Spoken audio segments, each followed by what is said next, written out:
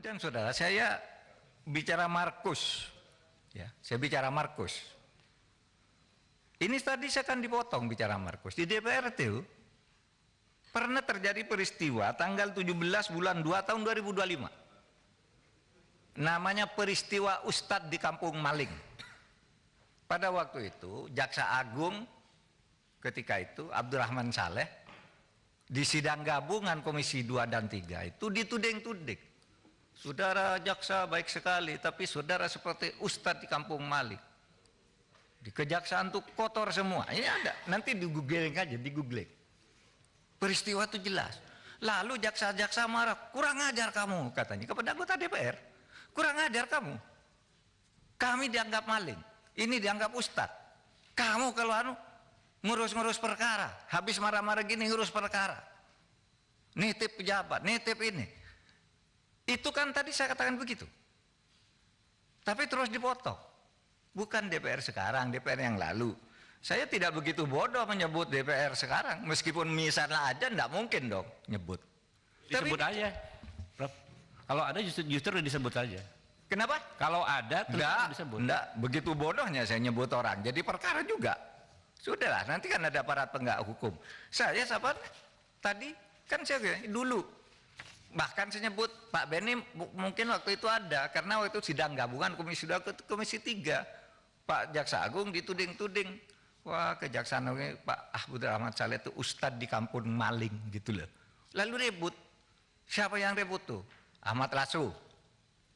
Ya, Ahmad Lopah. Lasso ya? Iya kan? Yang berdiri waktu itu. Kurang ajar kamu.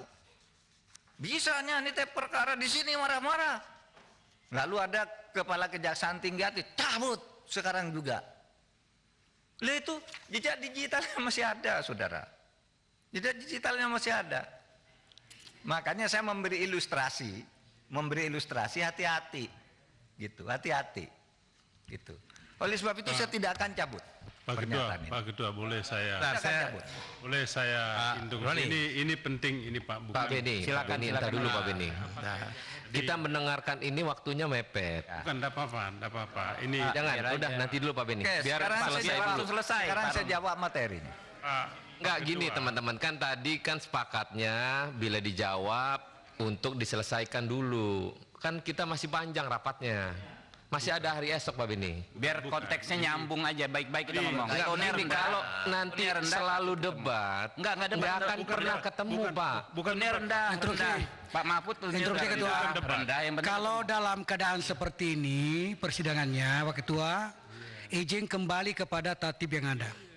Apa kata tatibnya di sini, maka itu kita jalankan. Silakan baca Pak Beni, apa tatibnya? Silakan. Ada. Ada. Interupsi itu hak. Manakala nama disebut, kan gitu Pak. Jadi, saya mau luruskan, Pak. Jadi pada saat itu saya ada. Kalau Prof Mahfud masih ingat, saya yang menyampaikan Ustadz di Kampung Maling. Sudah itu disambung oleh Anhar Nasution. Ketika Anhar ngomong gitu, jaksa-jaksa pada naik pitam. Waktu itu saya masih ingat betul disampaikan, kalau Anda yang ngomong saya tahu, tapi kalau yang ini yang ngomong kami tidak terima karena apa? Ya itu tadi yang disampaikan oleh Prof Mahfud. Saya ceritakan apa adanya. Jadi bukan mau kemah-kemah supaya jangan ada miskomunikasi. Yang kedua Bapak Ketua Pak Mahfud, mungkin yang tadi soal itu adalah statement Pak Menko tidak dalam konteksnya. Ini yang jadi soal. Jadi ketika Pak Menko mengatakan anggota DPR banyak jadi Markus, memang sangat sensitif.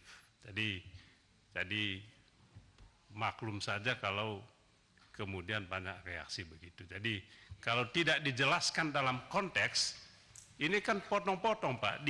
Ini saja di Twitter aja dipotong-potong, banyak anggota DPR jadi Markus kata Pak Mahfud. Ini kan jadi enggak itu saja Pak. Oke. Jadi supaya kita tidak ada. Terima kasih banyak.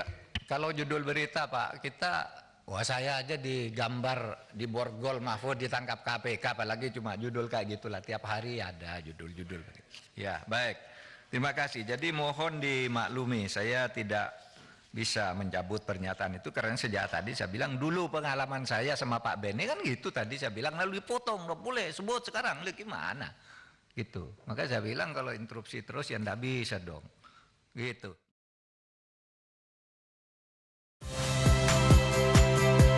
Saya Friska Clarissa.